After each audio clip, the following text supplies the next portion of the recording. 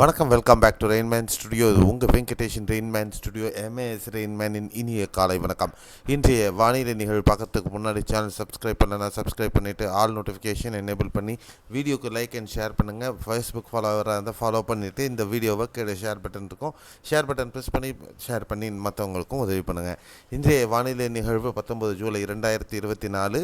ஒரு குறைந்த காற்றழுத்த தாழ்வு பகுதி தீவிரமடைந்த நன்கு அனுமதிந்த காற்றழுத்த தாழ்வு பகுதி ஒரு தாழ்வு மண்டலமாக ஒடிசா கடற்கரை ஒட்டிய பகுதிகளில் தொடர்ந்து நிலவி வருகிறது. அது மேலும் இன்று நள்ளிரவுக்கு மேலாக நாளை இது உட்புற இந்தியா, அதாவது மத்திய இந்திய பகுதிகளை நோக்கி அச்சாணியை, அதாவது இந்த பருவமழை அச்சாணியை நோக்கி நகர்ந்து செல்லும் என்று எதிர்பார்க்கப்படுகிறது. அதே நேரத்தில் குஜராத், தெற்கு குஜராத் பகுதிகளிலிருந்து நார்த் கேரளா, வட கேரளா பகுதிகள் வரையிலும் அந்த ஆஃப்ஷோர் ட்ராஃப்ங்கிற அமைப்பும் தொடர்ந்து நிலவி வருகிறது.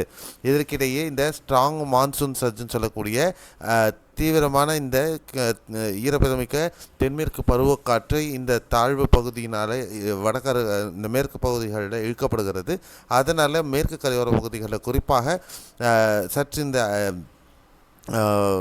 காற்றின் பகுதியானது தெற்கு கேரள பகுதிகளிலிருந்து குஜராத் வரலையும் நீடிக்கப்படுவதனால இன்று முதல் வட கேரள பகுதிகளிலிருந்து குஜராத் வரலும் இருக்கக்கூடிய பகுதிகளுக்கு கனமழை பதிவாக தொடங்கும்.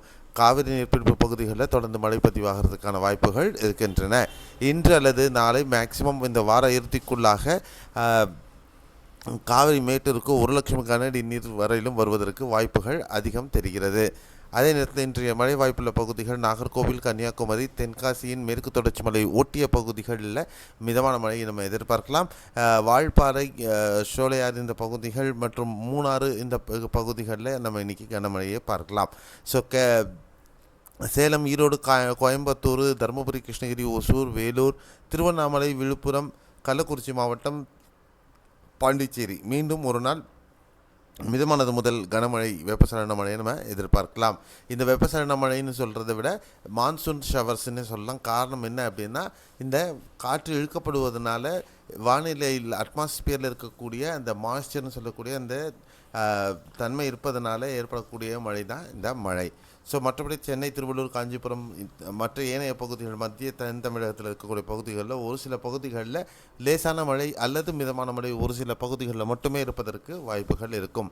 கேரளாவில் மழையின் தாக்கம் தென்கேரள பகுதிகளில் சற்று குறைந்திருக்கும். திருவனந்தபுரம், கொல்லம், அலப்பி, பத்தனந்திட்டா, கோட்டயம், இடுக்கி, எர்ணாகுளம், திரிசூர், பாலக்காடு, மலப்புரம் பகுதிகளில் ஒரு சில பகுதிகளில் மிதமானது முதல் கனமழையாகவும், வயநாடு, கோழிக்கோடு, நீலகிரி மாவட்டத்தில் பெரும்பாலான பகுதிகள் நம்மளுடைய தமிழகத்தில் மற்றும் கண்ணூர், மாஹே மற்றும் காசர்கோடில் தொடர்ந்து கனமழை பதிவாக வாய்ப்புகள் இருக்கக்கூடும். அதே நேரத்தில் உத்தர கன்னடா மற்றும் கோவா ஆகிய பகுதிகளில் பலத்த மழை இருக்கும். கொடகு மாவட்டத்தில் இன்று கனமழை அல்லது பலத்த மழை இருக்க வாய்ப்பு இருக்குது.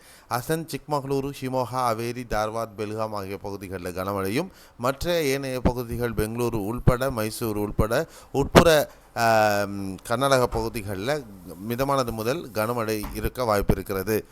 ஆந்திர உட்புற பகுதிகளில் பரவலாக இன்று மிதமானது முதல் கனமழை இருக்கும். தெலுங்கானாவில் ஹைதராபாத் உட்பட பெரும்பாலான பகுதிகளில் இன்று கனமழை இருப்பதற்கு வாய்ப்புகள் இருக்கிறது.